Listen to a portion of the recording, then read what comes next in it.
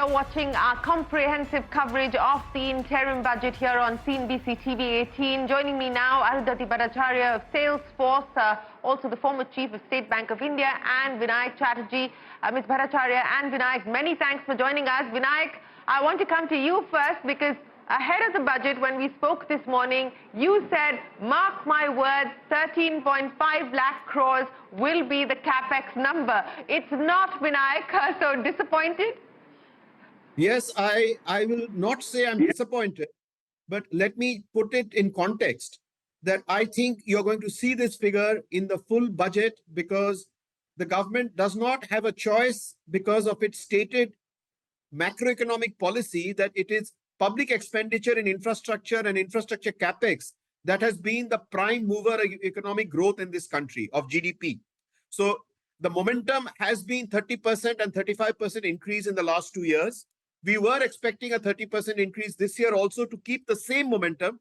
The fact that it has come down to 11% just gives a feeling that it's merely an accounting carry-on budget for the next 2-3 months, because if the government does keep infrastructure investments reduced to a growth of only 11%, it will have serious consequences on the growth of GDP itself.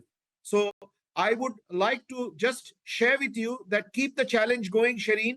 When you invite me on in June or July, I can bet now that the figure then is going to be 30 to 34 or 35 lakh crores, because without that kind of expenditure, you're not going to get 7% GDP growth that the country is expecting. But let me stop here.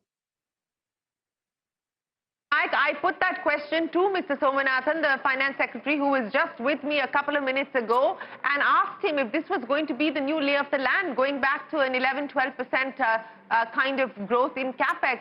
And his view was that, look, let's not fixate on a number, but he was also mindful of pointing out that we need to keep in mind the needs, and the government believes that private capex is starting to pick up, and his indication was that for the year, this seems like a legitimate, valid number. For an interim budget, it is a number that is not open to questioning because it is valid only for 2 or 3 months. But mark my words, Shereen, the same government has said time and again that its stated economic policy is to boost the GDP of this country by public expenditure and infra capex. If you make it 1/3, I am sure as an economic analyst, you will also agree that it will have fairly serious ramifications on GDP growth itself. So mark my words, when the full budget is announced in June, July, you will see it reinstated at 30 lakh crores plus.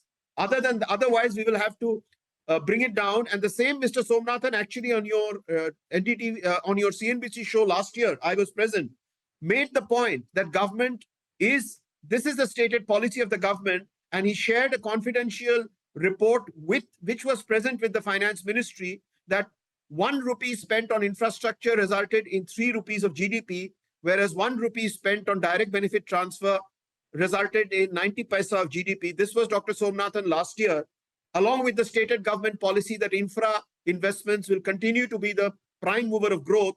And whether private capex is going to come into infrastructure is a big open question, because there is not yet enough confidence in private sector boards to go back unquestioningly into a PPP mode of yesteryears. Unless there is a drastic resetting of PPP, I am afraid we may be unduly optimistic of private capital filling a vast space between 11% growth and 30% growth in infra spends. But let me stop here. Well, Vinayak, we will, of course, bring you back when we do have the full budget being presented, and let's see if your thesis holds good. But let me bring Arundhati Bhattacharya into the conversation. Ms. Bhattacharya, many thanks for joining us. The big takeaway from the budget really has been the fiscal consolidation roadmap that the government has laid out, down to 5.1%, and then, of course, the glide path. Banks reacting, bond markets reacting. On balance, your big takeaways from the interim budget? Well, one thing, of course, is it appears to be a very confident budget. It is a budget for continuity.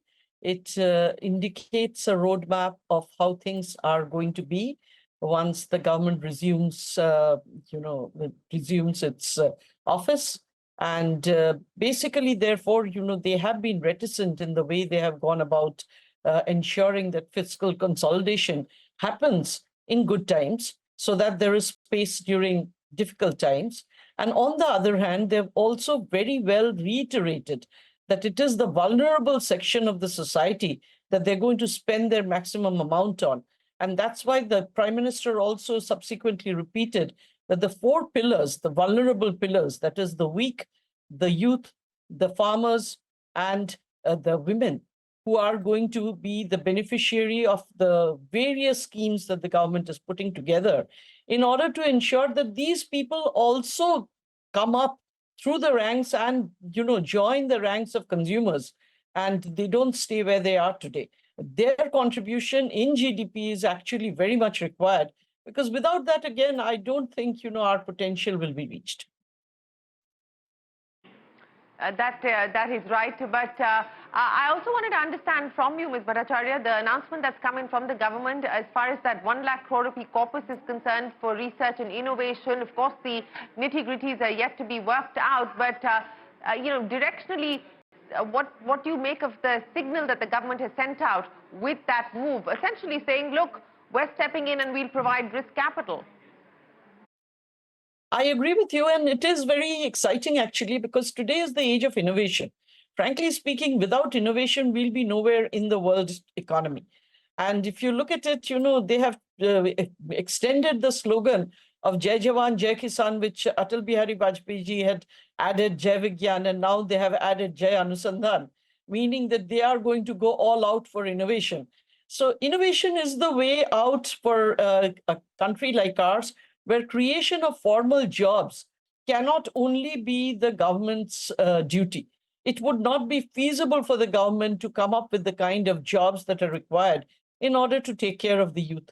And therefore, we have to rely on innovations. We have to rely on the entrepreneur spirit of Indians in order to make sure that the youth of the country are getting opportunities. And therefore, this 1 lakh crore fund is actually something that was very, very important.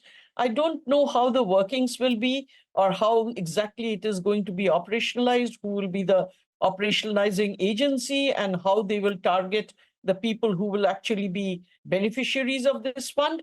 But the thought behind it is the right thought. In today's day and age, it's something that is absolutely required. Yes, in fact, I just asked the Economic Affairs Secretary those questions, and those are details that are currently being worked out by the government, so we will have to wait to see the nitty-gritties, the nuts and bolts. Vinayak Chatterjee, I want to come back now, and I know that you would have gone over the numbers threadbare as far as railway capex are concerned, defense capex, as well as the housing scheme that's been announced. Of course, even as far as the housing scheme is concerned, there is no allocation portion so far. Mr. Somanathan saying that it is still a work in progress. But on the other heads, individual heads, your take? Look, flowing down from an overall 11% growth in the total outlays, the outlays across most sectors have been pretty low.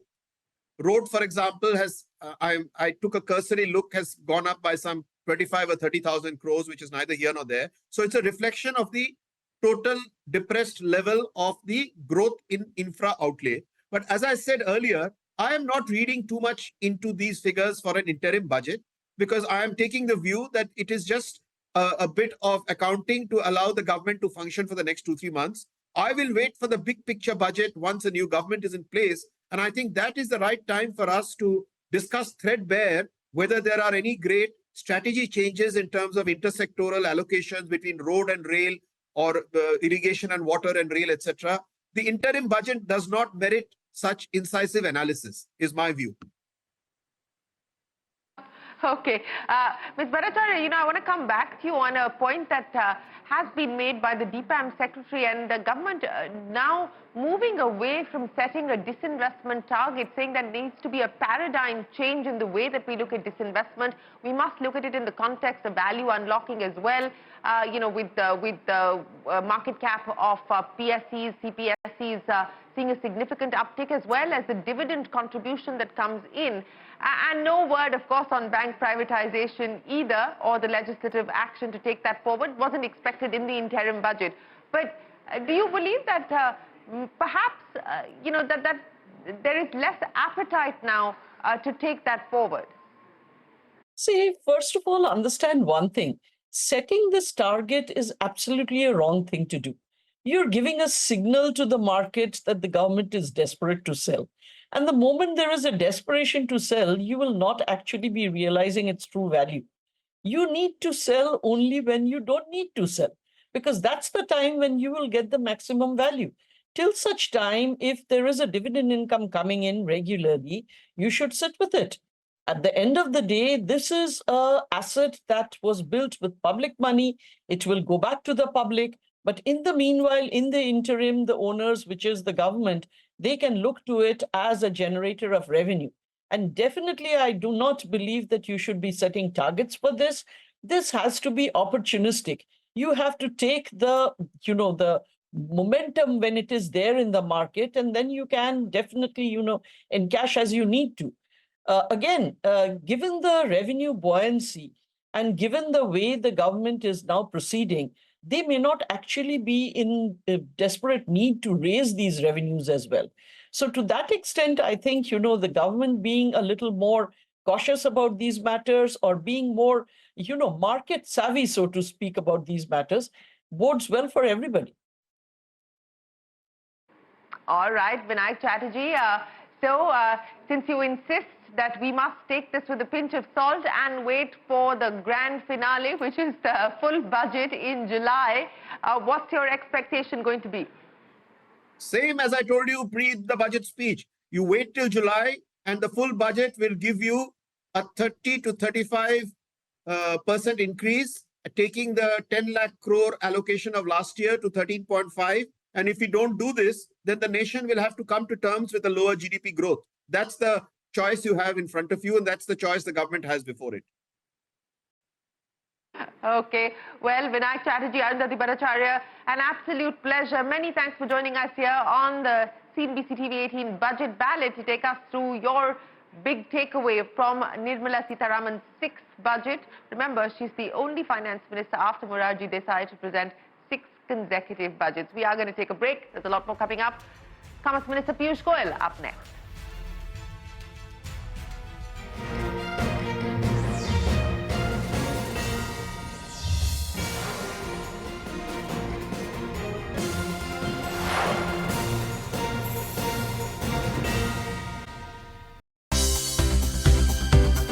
For more news and updates, all you need to do is follow CNBC TV 18 on all of our digital platforms.